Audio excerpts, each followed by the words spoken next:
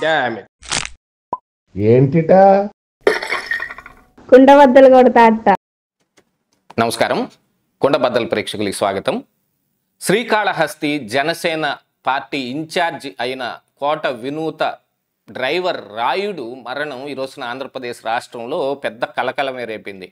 గతంలో వైఎస్ఆర్ కాంగ్రెస్ పార్టీ అధికారంలో ఉన్నప్పుడు ఎమ్మెల్సీ అయిన అనంతబాబు ఆయన డ్రైవర్ సుబ్రహ్మణ్యాన్ని హత్య చేసి డోర్ డెలివరీ చేసినప్పుడు ఎంత పెద్ద దెబ్బ వైసీపీకి తగిలిందో ఆల్మోస్ట్ అంత పెద్ద కుదుపు ఇప్పుడు జనసేన పార్టీలో వచ్చింది.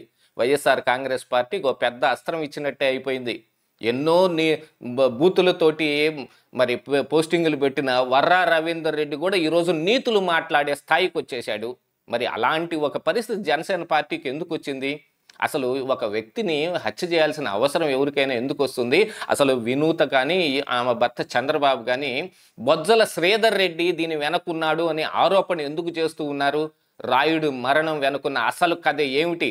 చెన్నై పోలీసులు ఫైండింగ్లో తేలిన అసలు అంశం ఏమిటి అనేది ఈ వీడియోలో నేను మీకు పూర్తిగా వివరించే ప్రయత్నం చేస్తాను. వీడియో నచ్చితే ఖచ్చితంగా లైక్ చేయండి.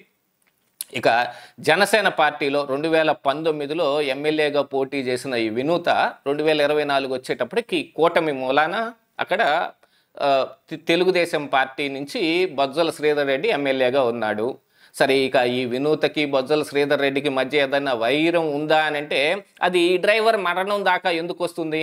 యాక్చువల్గా ఈ డ్రైవర్ మరణానికి పోలీసులు చెబుతున్న అసలు కారణాలు చాలా ప్రత్యేకంగా కనిపిస్తూ ఉన్నాయి.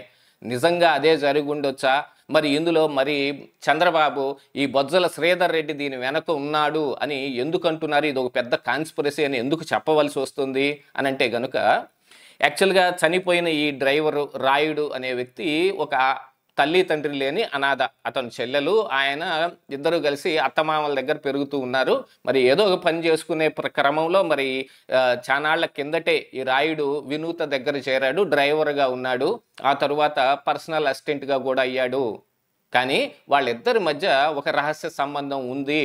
దాన్ని భర్త అయిన చంద్రబాబుకి తెలియటం మూలాన ఆయన వాళ్ళిద్దరి మధ్య ఉన్న చెలిమిని కట్ చేయడానికి కొన్ని రకాల ప్రయత్నాలు చేశాడు. అందులో భాగంగానే గత నెల జూన్ 20వ తారీఖున వినూత చేత ఒక స్టేట్మెంట్ కూడా ఇప్పించాడు. ఈ రాయుడు మా దగ్గర పని చేయటం లేదు, అతనికి మాకేం సంబంధం లేదు, ఏదైనా చెప్తే గనక మాతో ఎటువంటి సంబంధాలు లేవు అనేది వాళ్ళు పబ్లిక్గానే స్టేట్మెంట్ ఇచ్చారు. మరి ఇచ్చిన తర్వాత అతని పని అతను చూసుకుంటాడు, వీళ్ళ పని వీళ్ళు చూసుకుంటారు. కానీ మరి ఈ నెల 8వ తారీఖు వచ్చేటప్పటికి ఒక అబాండెడ్ గోడౌన్లో 2 రోజుల పాటు ఆయన చిత్రహింసలు పెట్టి ఆయన్ని చంపేశారు. ఆ తరువాత ఈ వినూత భర్త చంద్రబాబు తన పర్సనల్ కారులోనే బోర్డర్ వరకు, తమిళనాడు బోర్డర్ వరకు ఆయన కారులోనే ఈ బాడీని తీసుకెళ్తే అక్కడి నుంచి తమిళనాడు రిజిస్ట్రేషన్ ఉన్న కారులోకి మార్చుకొని 3 అనుచరులు తీసుకెళ్ళి చెన్నైకి దగ్గరలో ఉన్న కోవన్ నదిలో పడవేశారు. ఆయన చేతి మీద వినూత పచ్చబొట్టు కానీ లేకపోతే జనసేన పార్టీ సింబల్ కానీ ఉండటం మూలన పోలీసులు కూడా ఆ బాడీని ఐడెంటిఫై చేసిన తర్వాత ఆ క్రమంలో విచారించుకుంటూ వచ్చి ఆ 3 పట్టుకున్నారు. వాళ్ళు ఇచ్చిన కన్ఫెషన్ మూలాన అసలు ఈ వినూత ఈ చంద్రబాబు మూలానే ఇది జరిగిందని వీళ్ళను కూడా అరెస్ట్ చేశారు. అరెస్ట్ చేసిన సమయంలోనే చంద్రబాబు కూడా అన్నాడు, దీని వెనక బొజ్జల శ్రీధర్ రెడ్డి ఉన్నాడు, అతని కాన్స్పిరసీ మూలానే ఇది జరిగింది, మొత్తం బయట పెడతామని. యాక్చువల్గా అలాంటివి కొన్ని బయట పెట్టే క్రమంలోనే ఈ ఆరోపణలు కూడా వచ్చాయనేది వినపడుతోంది. ఎందుకంటే ఈ వినూతకి ఈ డ్రైవర్ పర్సనల్ అసిస్టెంటు అయిన ఈ రాయుడికి కొంత రహస్య సంబంధం ఉంది అనేది చంద్రబాబును ఐడెంటిఫై చేయటం మూలాన అతను దూరం పెట్టే క్రమంలో ఈ స్టేట్మెంట్ ఇప్పించాడనేది అయితే కొంత కనిపిస్తోంది. కానీ ఇద్దరి మధ్య ఆ సంబంధం ఉందా లేదా అనేది మరి దేవుడే తేల్చాల్సిన అవసరం ఉంది అనేది పోలీసులకు ఆరోపణ కూడా. కొంత వాళ్ళిద్దరికీ సన్నిహిత సంబంధాలు ఉన్నాయి అని అంటే మరి ఆ సన్నిహిత సంబంధాలు ఎలా ఉంటాయి, ఏ రూపంలో ఉంటాయనేది అందరూ అర్థం చేసుకోగలిగిందే. అలా కానీ ఒక ప్రత్యేకమైన స్థానంలో ఉన్నప్పుడు, ప్రజాసేవలో ఉన్నప్పుడు, లేదు పబ్లిక్ లైఫ్లో ఉన్నప్పుడు ఇలాంటి వాటికి ఎవరైనా సరే పులి స్టాప్ పెట్టుకోవాలి. అలాంటివి పెట్టుకోకుండా కొనసాగుతుంటే చివరికి ఫలితాలు ఎలానే ఉంటాయి. ఆ విషయం గుర్తుపెట్టుకోవాలి ఎవరైనా. వాటన్నిటినీ పక్కన పెట్టేసి మనం మాత్రం బయటకు వచ్చి శాపశుద్ధ కబుర్లు, నీతి వాక్యాలు వల్లిస్తుంటే చాలా చండాలంగా కూడా ఉంటుంది. కానీ చివరికి వచ్చేటప్పటికి ఇలాంటి వాటిల్లోనే మన బండారం మొత్తం బయటపడిపోతుంది. అలాంటి ఆ సంబంధం మూలానే వాళ్ళిద్దరి మధ్య ఉన్న పర్సనల్గా ఉన్న ఆ ఫోటోలు కానీ వీడియోలు కానీ ఈ బొజ్జల శ్రీధర్ రెడ్డి సంపాదించే కార్యక్రమం చేయటం మూలాన అసలు ఇది జరిగింది అనేది కొంతమంది ఆరోపణ. కాకపోతే మరి ఈ రాయుడు చెల్లెలు చెబుతున్నట్టుగా ఆయనకి గతంలోనే ఒక యాక్సిడెంట్ జరిగిందా మరి ఏం జరిగిందో, కాలు విరిగిన సమయంలో కూడా ఆ కాలు విరిగినప్పుడు వీళ్ళు కలవటానికి వెళితే కూడా సరిగా కలవనీయలేదు. అటోకళ్ళు ఇటోకళ్ళు కూర్చోబెట్టుకొని మధ్యలో రాయుడిని కూర్చోబెట్టుకొని ఆయన్ని బెదిరింపు ధోరణిలో మాట్లాడుతూ ఉన్నారు. ఆ తర్వాత ఫోన్లు ఏమైనా చేసినా కూడా ఎక్కడో వేరే ఏదో నెంబర్ నుంచి వచ్చినట్టుగా కూడా ఫైండ్ అవుట్ చేసినట్టుగా కూడా వాళ్ళు చెబుతూ ఉన్నారు. దీనికి కేవలం కారణం ఈ వినూత కానీ ఆమె భర్త చంద్రబాబు కానీ అనేది వీళ్ళు ఆరోపిస్తున్న ఆరోపణ. ఈ కుటుంబ సభ్యులు కూడా అంటే అతన్ని కలవనీయకుండా కూడా అట్టి పెట్టుకున్నారు అని అంటే మరి జూన్ 20వ తారీఖున వాళ్ళు ఇచ్చిన స్టేట్మెంట్ దేనికి సంకేతం అనుకోవాలి? మాకు సంబంధం లేదన్న తర్వాత కూడా రాయుడిని వాళ్ళ దగ్గర అట్టి పెట్టుకున్నారని ఎలా అనుకోవాలి? ఇలాంటి ఇత్యాది కార్యక్రమాలన్నీ ఏం జరుగుతున్నాయి అని అంటే సంబంధం లేదని చెప్పిన తర్వాత అతన్ని అట్రాక్ట్ చేసే పనిలో బొజ్జల శ్రీధర్ రెడ్డి ఉన్నాడు.